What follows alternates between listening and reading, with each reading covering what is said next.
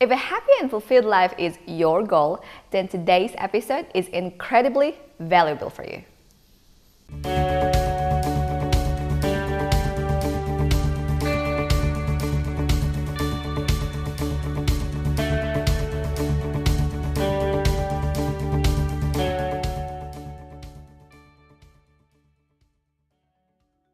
Hi, this is Zia, and this is Kamana, and welcome to Holistic Nomads TV, where ancient wisdom and modern science can help you to have more clarity and energy in your life.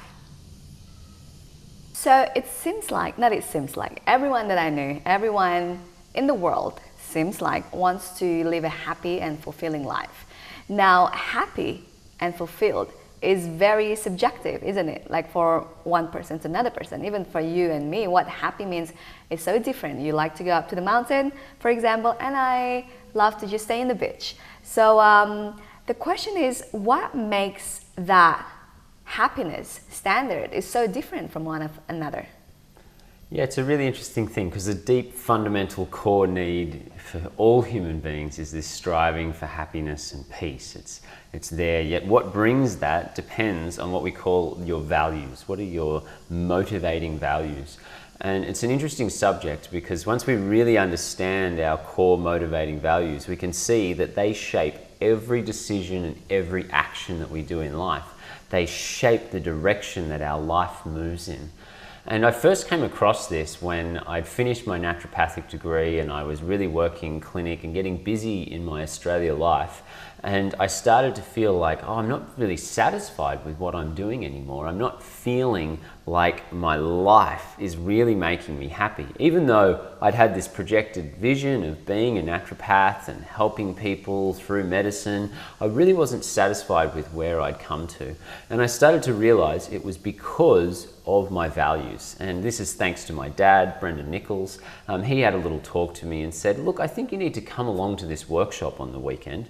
It was a workshop where he was co-teaching with Dr. DiMartini, and Dr. DiMartini was speaking about values. And I then learned how to define what is someone's core values, and you should always start with yourself. So I started with myself. What are my core values? What leads my actions and decisions?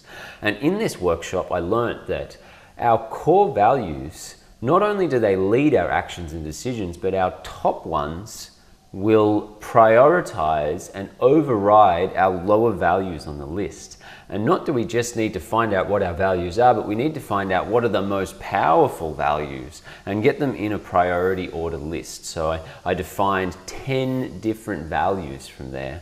And from those values, I then started to look at what am I actually manifesting in my life? And I could see that my top value, my number one value, to help others live their full potential was overriding so many other things. It was the reason I was a naturopath. It was the reason that I was really striving to be successful in this area. It was really about other people. Yet I wasn't allowing the time to really satisfy my other values, to adventure in nature and explore the unknown, to continue to learn health and healing wisdom, to create space within my year to make sure that those things were still happening. So your values are super important because they give you your impetus direction. And once you really understand them, you can start to go, am I living a fully satisfying life? And why? What are the things that I could start to shape my life towards that is going to really enliven me even more and fully?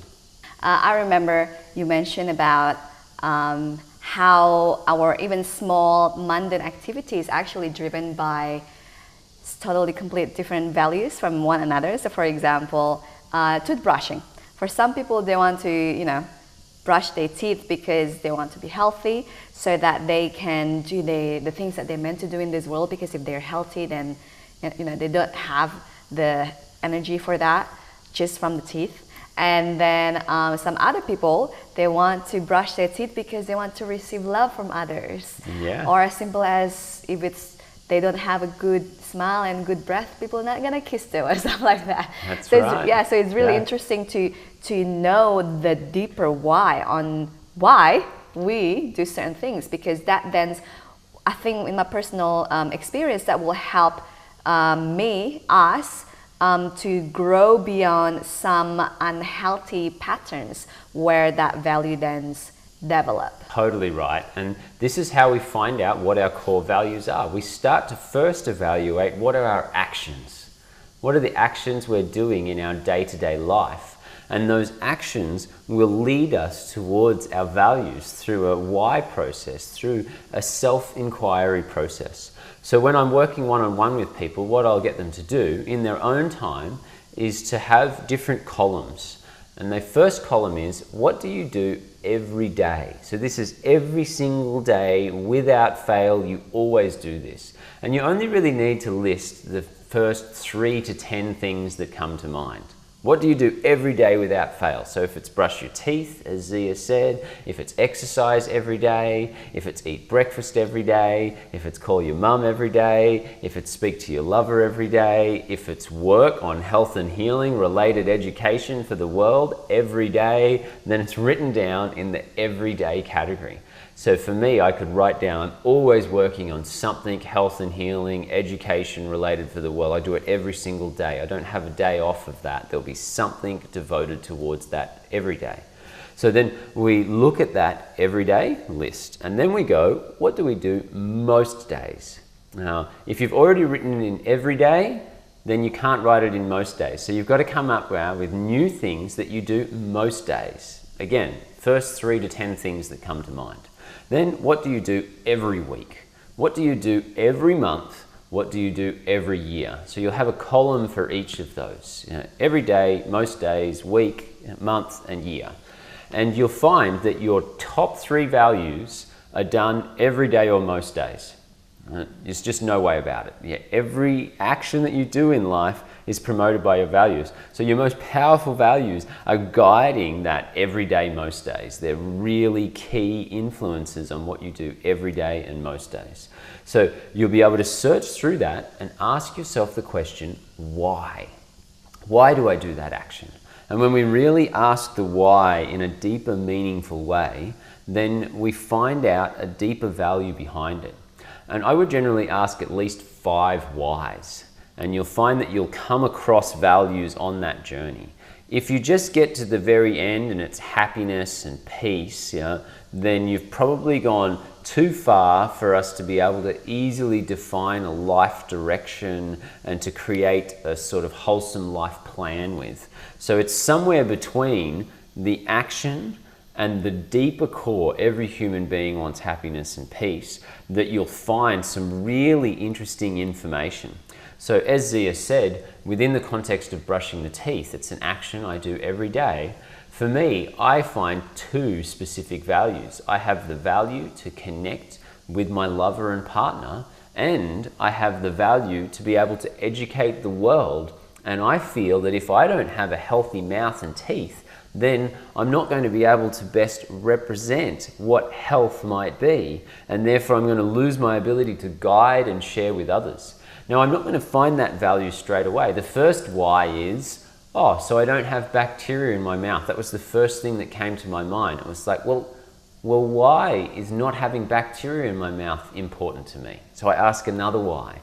And then I go, because I don't think bacteria are going to be so healthy. If I have excess of them, it's going to create excess tooth decay.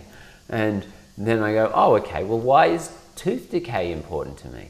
I go, it relates to my image and the way in which people look at me. Why is my image important to me? And then I found the core value of my image is important to me because it influences my ability to guide others. If I don't have an image that represents health, at least to some degree, then it's going to be more difficult to be able to guide others towards health.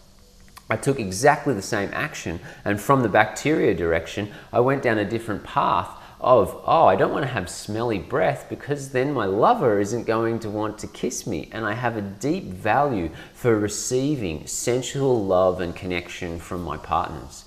So I got to these core values within that context. But the action of brushing the teeth, I wasn't sure which value was higher, until I kept going through my actions of the day. And in the everyday, I found much more actions that were associated with the core value of helping others, education for the world, and that domain of life than I did to do with connection with my lover in a sensual way. So I had to then position them in my top 10 values in a different way.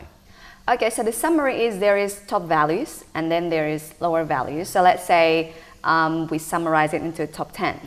And you mentioned briefly that it's important to still fulfill the lower values, even though it's lower and something that you rarely do. Can you explain a little bit more on why is it even important to do that? Like, isn't life is easier if we just, fulfill the top 3? You know what I mean?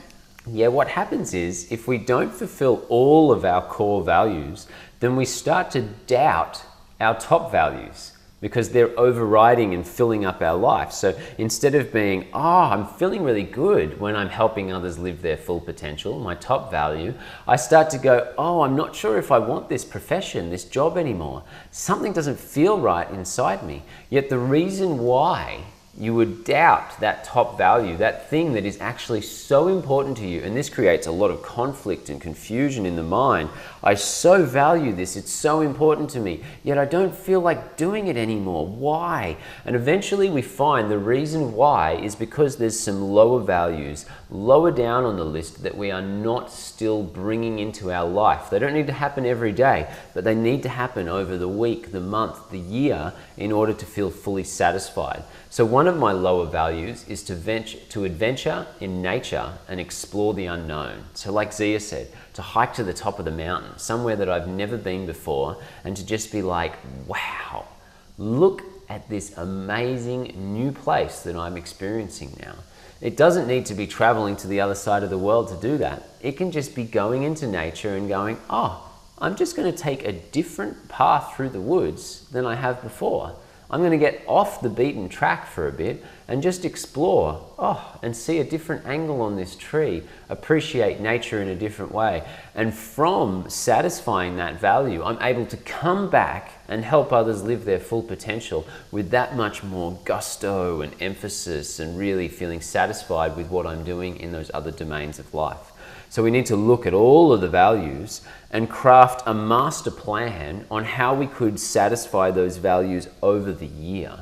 So we really need to look and go, okay, what dream life could I come up with that integrates all of these values into it? Yeah, your value of like going to adventure manifested into not using Google Maps when you drive. Absolutely, yeah. Google Maps stops me from exploring the unknown in a real, like, where am I felt to go. So the next one is, we know our value, let's say the top 10, but some people, and let's say including myself, whether it's because of upbringing, whether because of society, we kind of like translate that or have that a way to fulfill that values in a non-healthy way. So for example, I want to receive love from others. That's one of my top values, or maybe the first one, I don't remember. And that for some people, including myself, I have a tendency then to kind of like please others in a non-healthy way, to do things that they like but I don't like, but at least it fulfilled my value to receive love. So what do we need to be aware of in regards to once we know our values, or even especially when we don't know our values, how to make sure that we do it in a healthy way? It's a really important thing, because not all values are healthy, and I simplify this to the 3 modes of Dharma. So in the Vedic system, they look at Dharma, and it's a Sanskrit word. It means righteous action. It means doing action that really supports the unity and the prosperity, the longevity of all of creation. So a simplified way to look at that is it good for me? Is it good for another individual? And is it good for the world? If it's good for all of those 3 modes of Dharma, then it's definitely an action that we should encourage. We should really fertilize. We should build up that value process, because it supports all 3 modes of Dharma.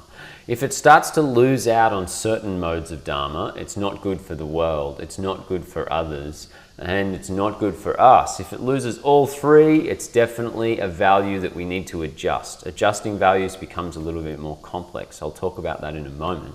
For now, we can go, if it's satisfying two of those values, it's good for us and it's good for another, then it's possibly a value you still want to keep in there. Because if you can satisfy two, then later on what's good for you and good for another could be good for the world in an indirect way. If it's just good for you, you've really got to look at that and go, okay, is it good for me, but it's not damaging another or the world? Then it could actually be good for another in the world. Does that make sense?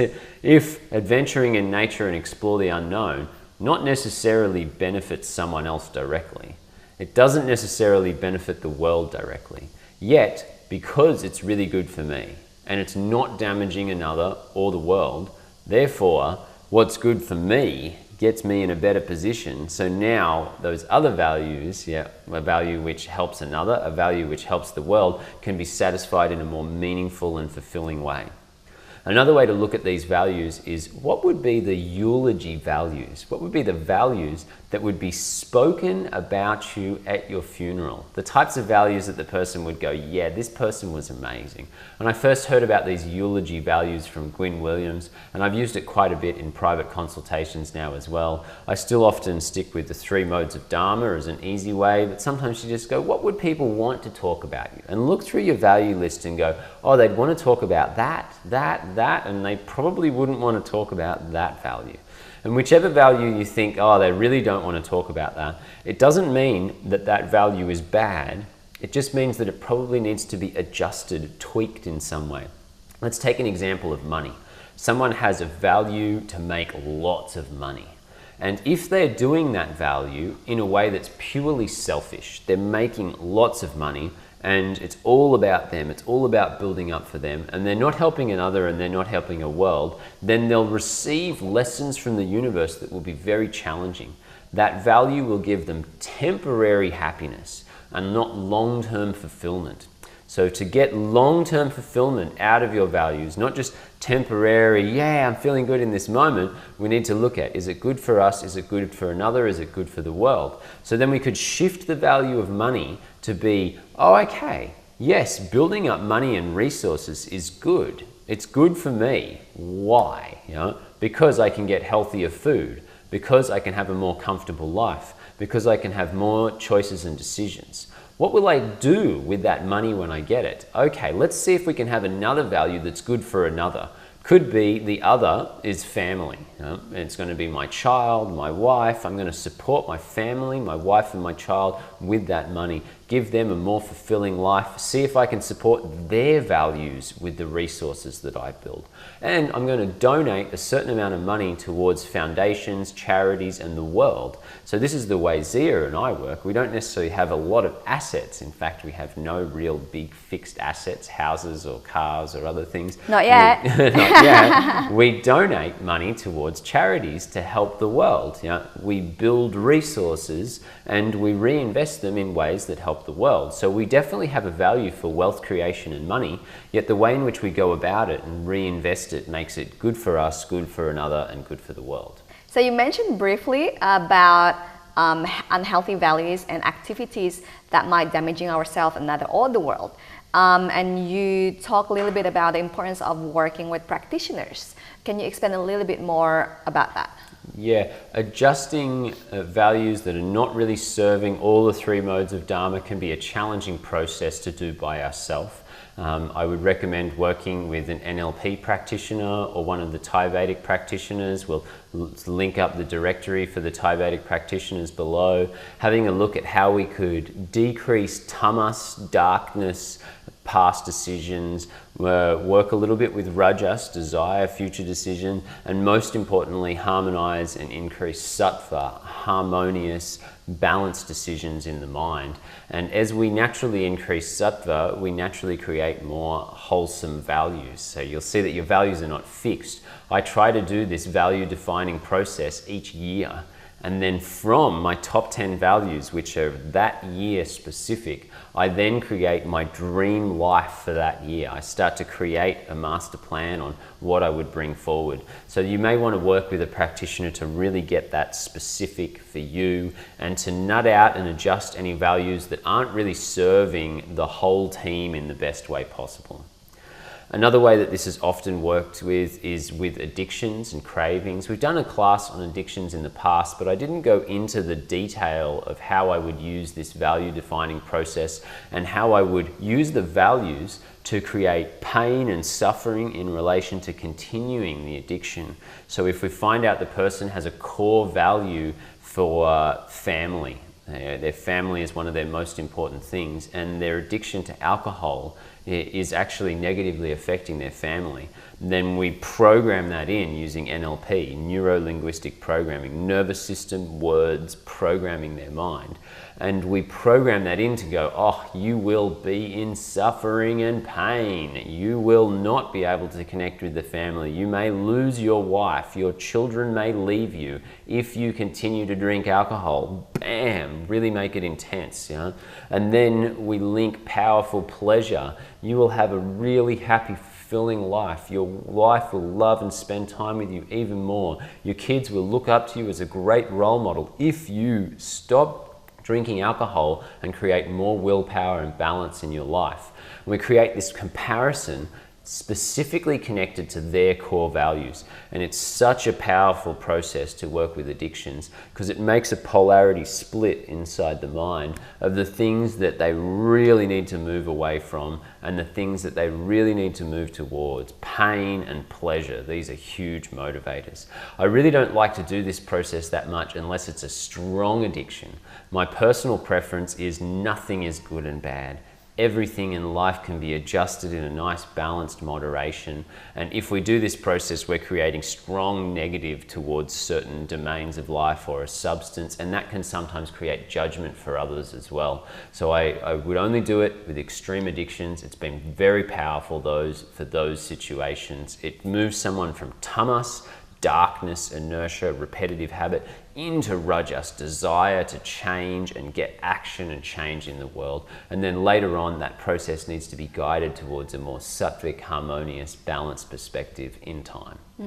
So this process seems like a big process, isn't it? To even just figure out what is your top 10 values. I remember a few years ago, several years ago, that's longer than few. Yeah. When I did it, I was like, you give me this, the step-by-step. Yeah. And then I was like, for many weeks, I didn't do it because it sounds simple, but it's kind of complicated. Like the 5 whys, sometimes it's like, I don't even know why until you ask 5 times. It's like, really? There's more to it? So yes, we actually have the A4 PDF on how you can help yourself to figure out what is your values, the top 10 values, through asking based on the activities that you do every day, most day, every month, and every year. But I personally highly recommend to seek a practitioners, whether it's neuro-linguistic programming practitioners, the Thai Vedic, the school that you co-founded, that can help you through this, and even with Kimana, which probably you need to wait for a couple of months because there's so many waiting lists. But yeah, on the caption below there is a link to download the PDF chart that Kimana made, which is about value determining process. And also in the caption below there's a link to put your name and email to be listed on the waiting list for Kimana's upcoming online consultation. So in summary, Kimana is not only doing health consult per se, but also things like this, and also astrology session. Even though astrology session, there's even more waiting lists.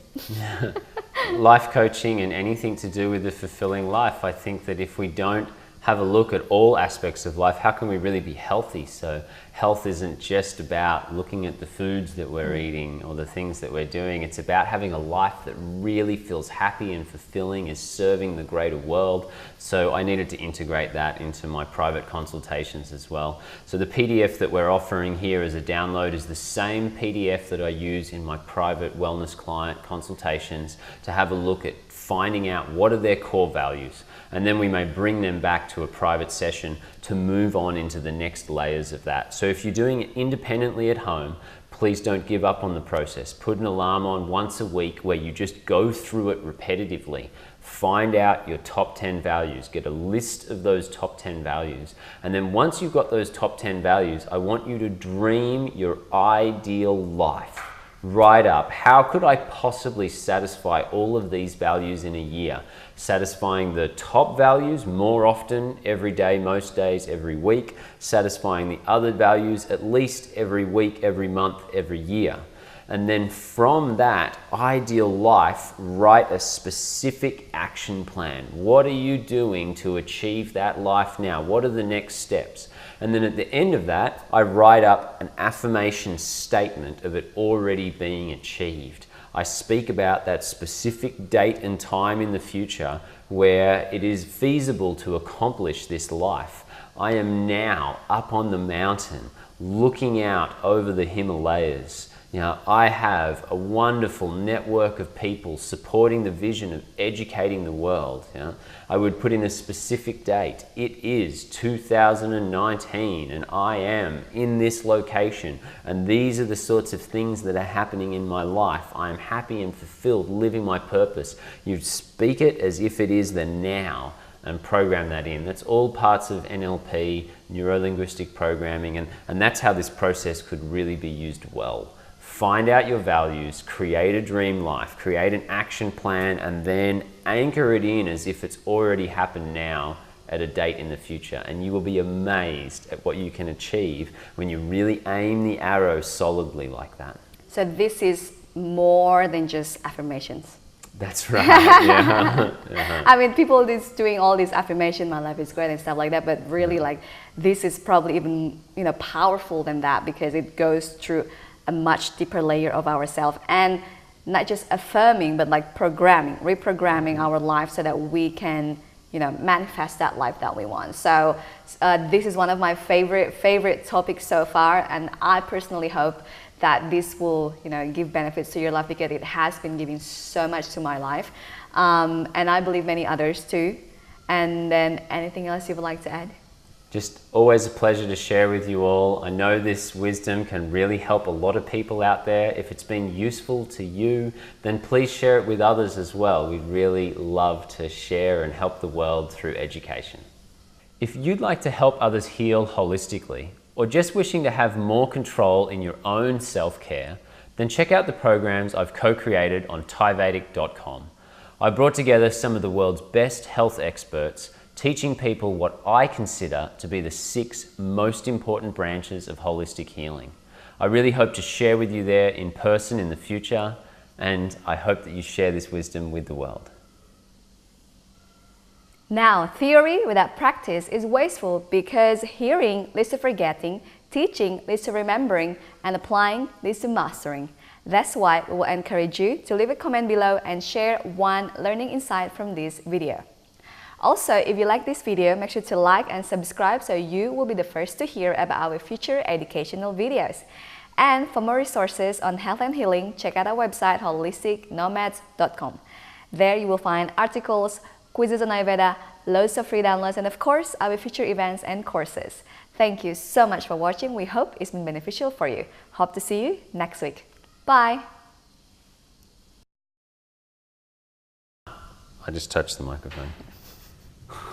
Hi, this is Zia, and this is... Still laughing. Aduh, Kimo. Nggak lihat ya? Yeah, Oh, keprok dulu. Can't wait for it to next.